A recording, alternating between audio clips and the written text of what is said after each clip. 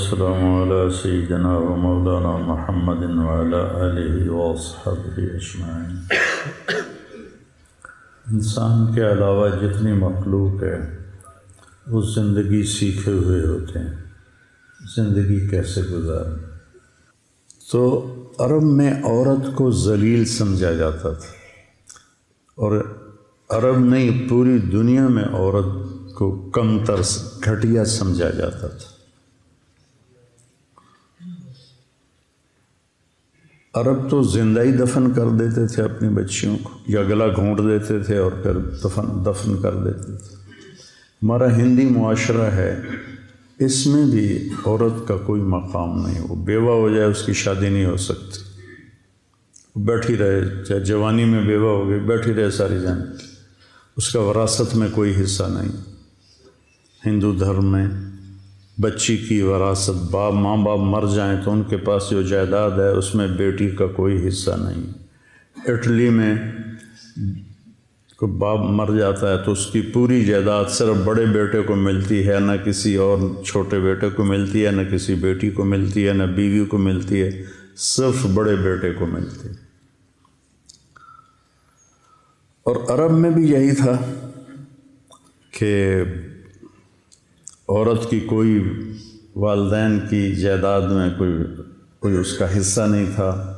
باپ نے شادی کی ہے ایک اور عورت سے، تو جب باپ مر جاتا تھا تو باپ کی بیوی کو بیٹا اپنی بیوی بنا لیتا تھا۔ اس سے بھی میں یہ ایک بادشاہ نے 500 بیویاں رکھی ہوتی تھی، 600 بیویاں رکھی ہوتی تھی۔ چنگیز خان کی 500 بیویاں تھیں، ابھی سوازی لینڈ کے بادشاہ کی 700 بیویاں تھیں۔ تو یہ ایک ظلم تھا، وہ 700 بیویوں کا حق کیسے ادا کرے گا؟ تو اسلام واحد دین ہے جس نے آ کر عورت کو عزت دی، مقام بخشا، کسی بھی روپ میں ہو اس کو مقام بخشا ہے۔ تمہارے گھر کی زندگی بتا رہا ہوں میں۔ اللہ نے شروع سے دیکھو، آدم کو مٹی کے پتلے سے بنایا، وہ پتلا 40 سال پڑا رہا ننگ، ساتھ ہوا کا بھی پتلا بنا دیتے، وہ بھی پڑی رہتی ننگ دھڑنگ، ایسا نہیں کیا۔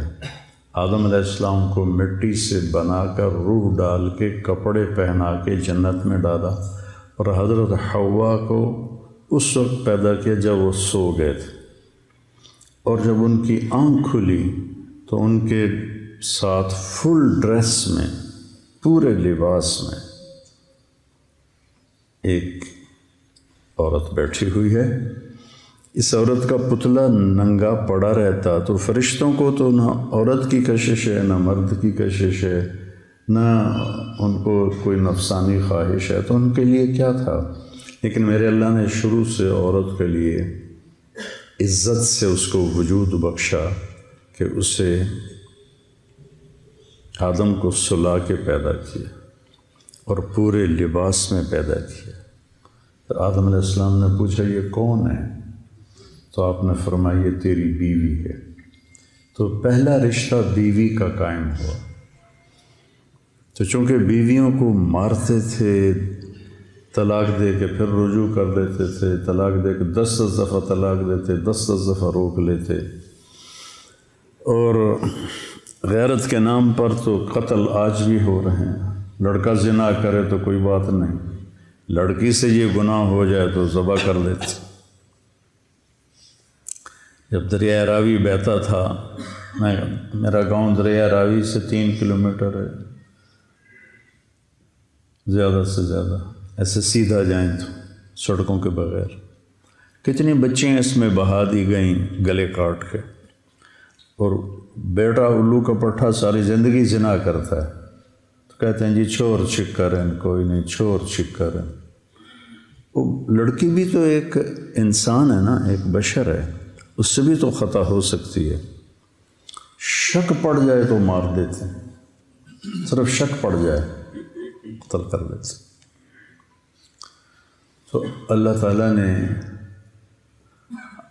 ہمارے نبی کو 11 شادیاں کروائیں. ما تزوجت وما زوجت الا بوحی من السماء نزل به جبریل. میں نے جہاں شادی کی، میں نے جہاں بیٹی کی شادی کی، پہلے آسمان سے جبریل آئے اور ان کے اللہ کا حکم لے کر آئے، پھر میں نے شادی کی.